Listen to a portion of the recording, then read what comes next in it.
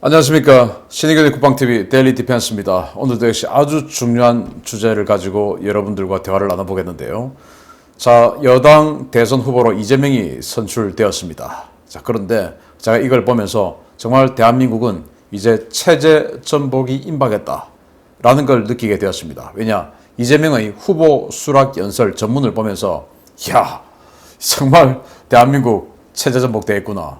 저는 그걸 보고 느낀 게 이 사람은 공산주의자, 막시스트구나 라는 걸 느꼈고, 이 대한민국을 완전히 전체주의로 끌고 가려고 한다는 선언, 마치 공산당 선언을 하는 그런 느낌을 받았습니다. 자, 이런 와중에 정찰총국 전 고위간부가 충격 폭로를 했는데요. 체제전복 임박했다라는 건데, 그게 지금 이재명의 대선 후보 선출, 그리고 그를 지원하는 그런 서포터들, 이런 것들과 함께 완전히 그냥 목전에 다다랐다라는 위기 상황을 제가 분석해 드리도록 하겠습니다. 21세기 대한민국 사회에 간첩이란 게 있을까요? 많은 사람들이 이렇게 이야기하죠. 요즘 세상에 간첩이 어디 있어? 또 철진한 색깔론이냐 이 수구 꼴통들아? 뭐 이렇게 이야기를 하죠. 간첩, 북한 간첩 이런 이야기하면. 자, 그런데 영화 킹스맨 보고 킹스맨 멋있다. 007 영화 보고 007 멋있다 그러죠. 007 킹스맨 뭡니까? 간첩 아닙니까? 바로 스파이, 간첩이죠. 여기 CIA, 국정원 뭐 하는 조직들입니까? 간첩 잡고 간첩 행위하는 그런 조직입니다. 이런 조직이 미국과 한국에만 있습니까? 영국부터 모든 나라에 다 있죠. 내각조사실 일본도 있죠. 다 있습니다. 그런데 간첩이 없다고요? 그럼 우리 대한민국과 북한만 바보입니까? 남들이 전 세계 모든 나라가 운영하는 간첩이 없다고요? 있습니다. 많습니다. 자, 그런데 그런 이야기 하면은 색깔론이다 이렇게 매도를 하죠. 자, 그런데 간첩이 있다. 그것도 아주 요소요소에 있다라고 하는 정말 핵심적인 증언이 나왔는데요. 영국 BBC가 보도를 했죠. 탈북한 고위 관료가 한국 청와대에 북한 간첩이 근무했다라고 폭로를 했죠. 이거 이제 자기가 알고 있는 내용인데 그 이후에 지금도 있을 수도 있다라고 우리가 유추할 수 있는 것입니다.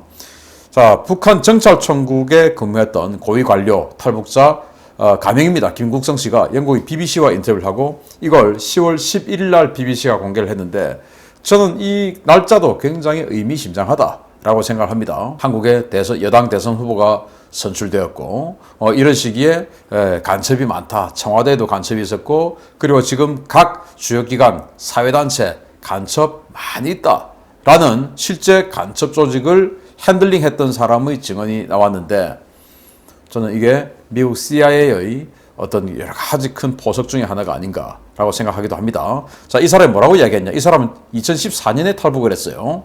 내 업무가 대남 대응 전략 개발이어서 직접 간첩을 한국에 보냈다. 1990년대 초에 남파 공작원 일부가 청와대에서 5, 6년간 근무하다가 무사히 북한에 복귀한 사례들도 있다. 북한의 궁극적 목표는 한국의 정치를 자신들에게 예속화시키는 것이다. 황장엽 테러 작전은 내가 직접 지휘했다. 김정은이 집권 초에 자신의 강인한 전사 면모를 과시하기 위해 짠 일이다. 지금도 북한 공작원들은 한국의 주요 기관과 각계 사회단체 침투에 맹활약하고 있다.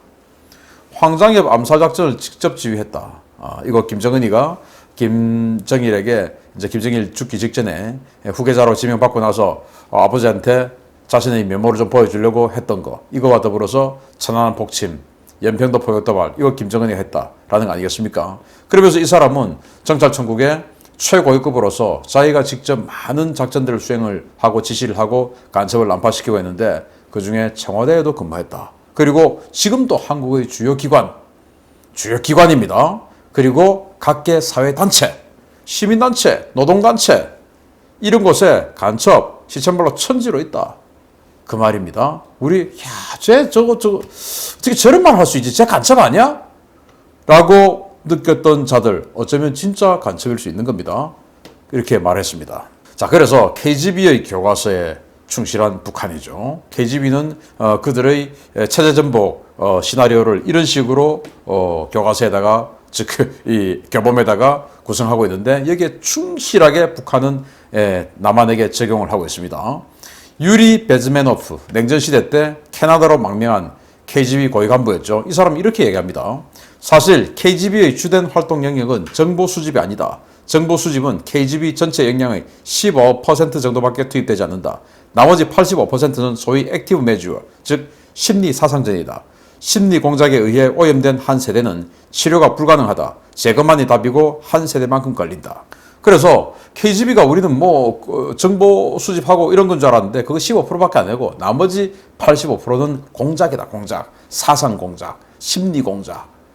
그래서 그 심리 공작에 오염된 대상은 한 세대가 치료가 불가능하다. 예를 들어서 지금 우리 한국 사회에서 30대, 40대 그리고 50대 초반, 일부 50대 초반 굉장히 좌파적 색채가 강하다라고 다들 평가 많이 하고 있지 않습니까? 그들이 뭐냐? 바로 초창기 전교조로부터 교육받은 사람들. 그래서 그때 초창기 전교조들 그때 참교육이다 뭐다 하면서 어마어마하게 에너지가 분출했었죠. 그들에게 교육받은 사람들이 지금 제일 좌파적 경향이 크다.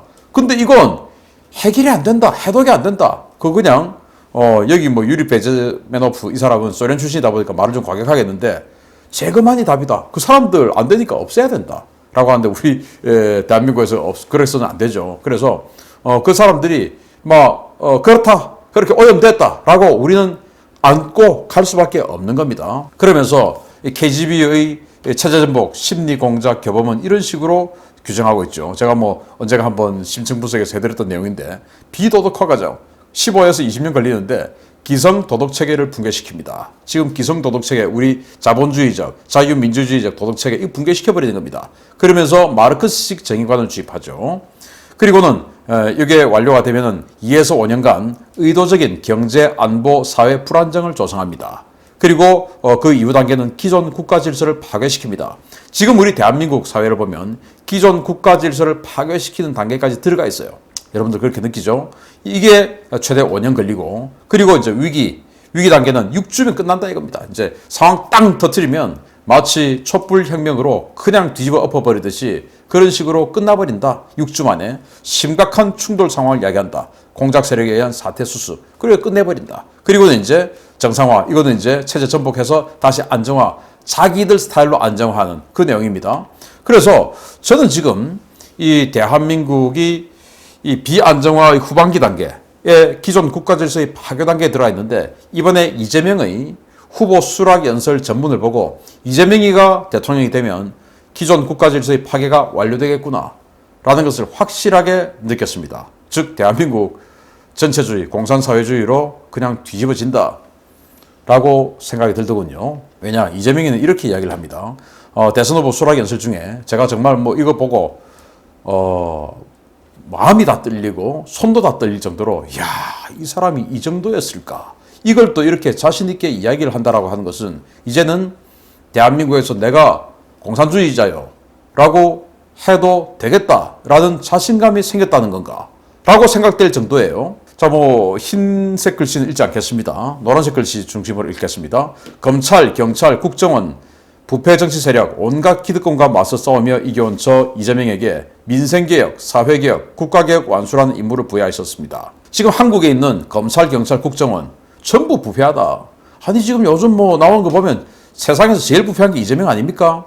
그런데 기존 한국의 권력체계를 전부 부패하고 맞서 싸우고 뒤집어 엎어야 될 대상이라고 규정하고 시작합니다. 그러면서 이게 진짜 놀라운 건데 불로소득을 없애고 일하는 사람이 존중받고 잘 사는 나라를 만든다.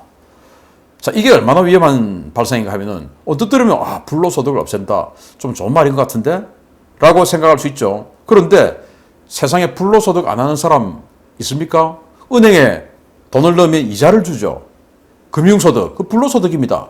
근로하지 않고, 즉 근로소득이 아닌 것은 불로소득이에요. 노동을 통해서 얻지 않은 소득은 다 불로소득입니다. 금융, 주식, 이자소득, 주식소득 또는 부동산 사서 집값 오르는 그 집값 부동산 소득 다 불로소득이에요. 그걸 없애겠다. 체제를 전복하겠다는 말 아니겠습니까? 그러면서 국가주도의 강력한 경제 부흥정책, 전체주의 하겠다는 말이죠. 이게 말이 됩니까? 그러면서 좌파 정책으로 대공황을 이겨낸 루즈벨트에게 배우겠습니다. 그러면서 사실을 또 왜곡합니다.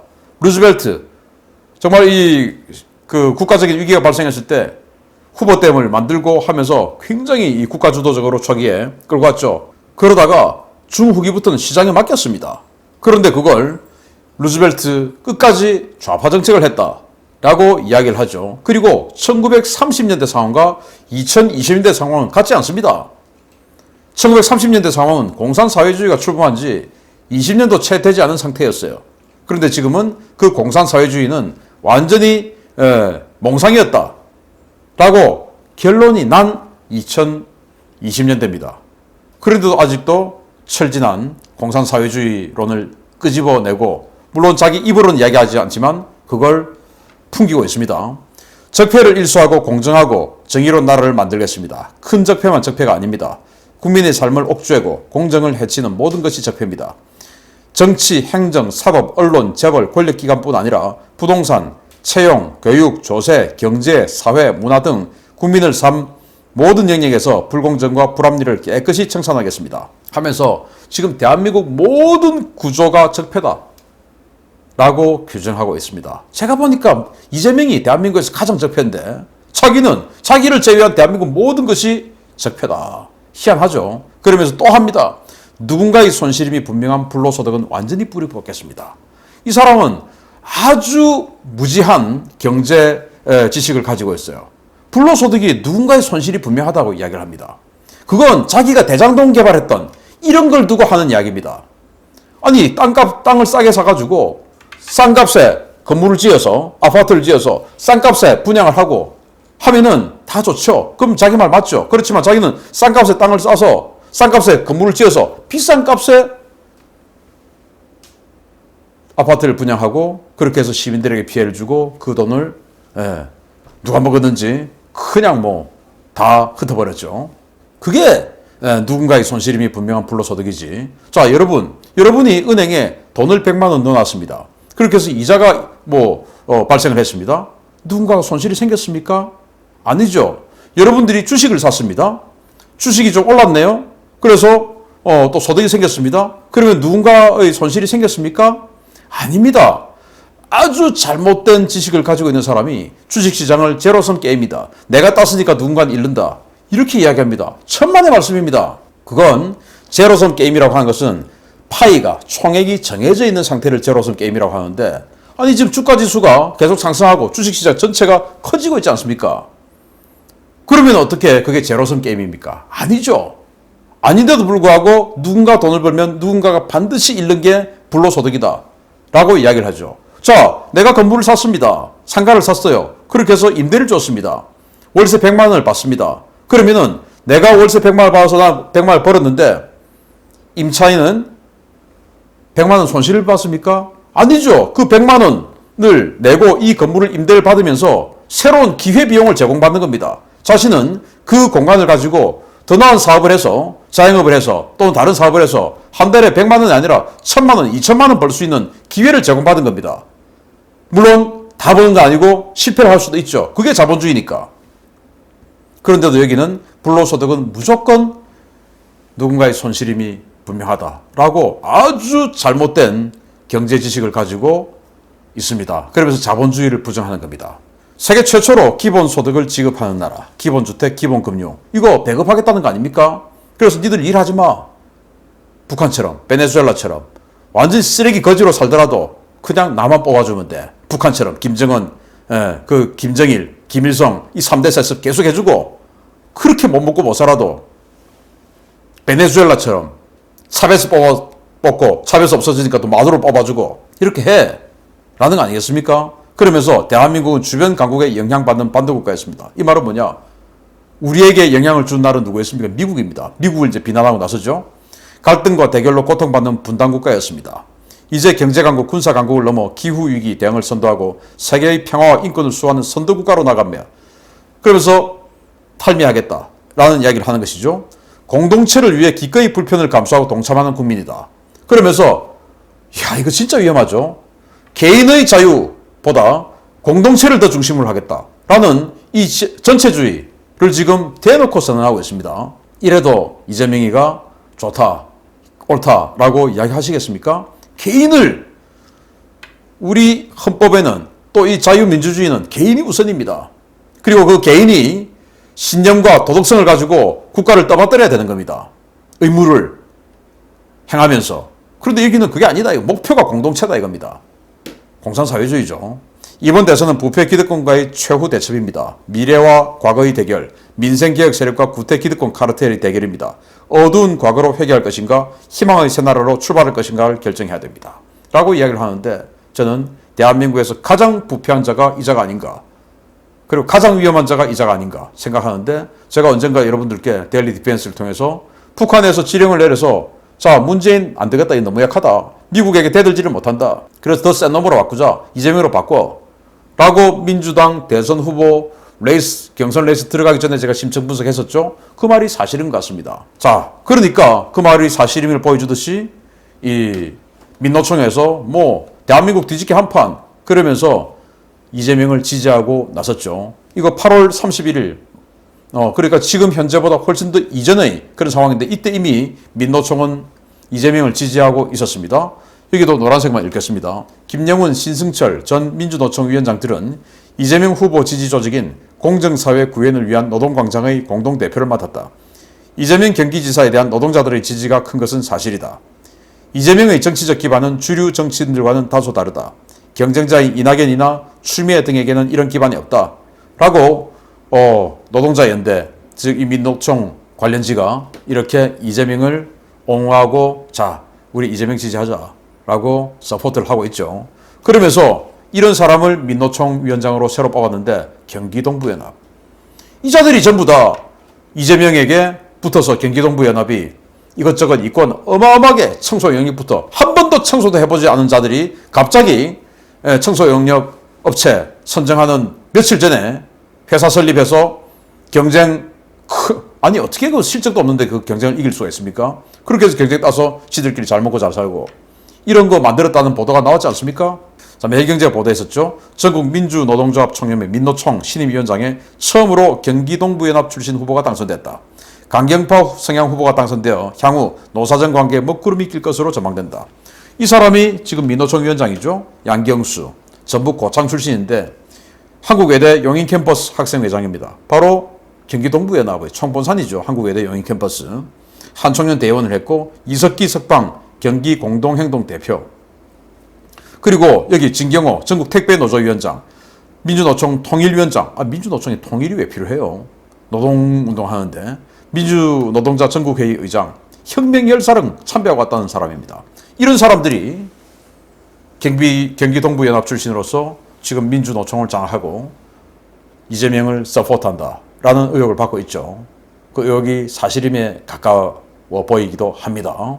이거 위에서 지령이 내려온 건 아닐까라는 생각이 충분히 들게 하는 그런 상황이다라고 제가 이미 이야기를 해드렸었죠. 자, 이런 상황에서 이재명의 후보 선정과 더불어 김정은이가 북한에서 즉시 또 지령을 내리죠. 자, 종전선언에 올인해라는 지령을 내립니다. 자, 김정은이가 10월 10일 당 창건 기념일 그 이후에 뭔가 일병식 하고 뭐 이렇게 또 입장 곤란하니까 실내에서 전시 컨벤션, 군사 무기 갖다 놓고 전시 컨벤션을 했어요. 그래서 이 왼쪽에는 쫙 미국을 타격할 수 있는 전략 무기들 쫙 갖다 놓고 이 오른쪽에는 전부 다 한국을 타격할 수 있는 전술 무기들 쫙 갖다 놓고 이렇게 하면서 연설을 이렇게 합니다. 우리의 추적은 전쟁 그 자체이지 남조선이나 미국 특정한 국가나 세력이 아니다. 그러니까 우리는 추적 그런 애들 아니니까 종전선언 하자라고 주장을 했죠. 그러니까 김정은은 이 연설 이후에 즉각적으로 대한민국 전 영역에서 종전선언이 본물처럼 쏟아져 나옵니다. 10월 12일 날 여러 언론 보도 종합 네이버 검색해서 그냥 쫙 한 겁니다. 박병석 국회의장이 이집트 순방에서 종전선언 지지 요청을 했다. 아니 이집트 가서 이집트가 무슨 지금 뭐 우리 종전선언하고 무슨 관계 있다고 여기서 종전선언 지지를 요청합니까? 서훈 안보실장이 이번 주 방미에서 종전선언 재차 설득한다. 이인영 통일부 장관이 종전선언 통해 평화전환 출발점 마련하고자 EU에 협력 요청한다. 경기도의회와 광주 광산구의회 한반도 종전선언 결의대회 갖고 결의안을 채택한다. 더불어민주당 경기도당은 종전선언 촉구 논평을 한다. 통일부는 일방의 기준과 관철만으로는 문제 해결이 안 된다 라고 미국을 오히려 비난한다. 이거 완전히 그냥 뭐 지령에 아주 충실하게 따르고 있는 겁니다. 자, 그래서 여기가 베네수엘라를 아주 최단 기간 만에 그냥 거지국가로 만들어버리는 차베스입니다. 1999년부터 2013년까지 베네수엘라의 대통령을 했는데 이 차베스가 그래 일하지 마라 우리가 다 줄게 라고 했던 자입니다. 그러면서 반미 그리고 일하지 마 국가에서 배급해줄게 라고 했던 겁니다. 그런데도 계속 차베스가 당선됐죠. 이러고 살면서도. 왜? 계속 저걸 하나씩 만들어갑니다. 삼성전자. 쟤들이 기득권 세력이야. 쟤들만 없애면 저것들 다 뺏어서 니들한테 나눠주면 돼. 근데 아직까지도 쟤들이 지금 넘어지지 않네? 쟤들을 넘어뜨릴 때까지 넘어져서 저 재산 다 뺏어 니들한테 다 나눠주면 니들 잘 살 수 있으니까 내가 조금만 더 힘쓰면 삼성전자 못 때릴 수 있으니까 나를 뽑아줘. 라고 차베스가 한 겁니다. 계속 뽑아준 겁니다. 또 차베스에서 없어지니까 마두로 뽑아서 그걸 또 이어가게 해서 완전히 이제는 그냥 아예 탈탈 털어서 그냥 먼지만 남게 된, 쓰레기만 남게 된 베네수엘라로 남게 됐는데 그걸 이 정부 노무현 때 베네수엘라를 배우자 이런 이야기들 많이 하고 있었죠. 이재명이 차베스하고 지금 똑같은 이야기 하는 겁니다. 이래도 여러분들 이재명을 뽑아주시겠습니까? 공산 전체주의 국가 주창하는 이재명, 그리고 북한의 식민지로 의심될 수 있는 이런 행위들을 자처하고 있는 이런 정치 세력, 이 집권 여러분들 원하십니까? 제가 이런 말 하니까 수구 꼴통 같습니까? 천년만의 말씀이죠. 제가 저를 위해서 하겠습니까? 물론 저를 위해서 합니다. 그렇지만은 저만 위합니까? 여러분도 위합니다. 여러분의 자식도 이렇게 쓰레기 뒤지고 살 수밖에 없게 됩니다. 이재명이를 뽑아주면. 마치겠습니다. 감사합니다.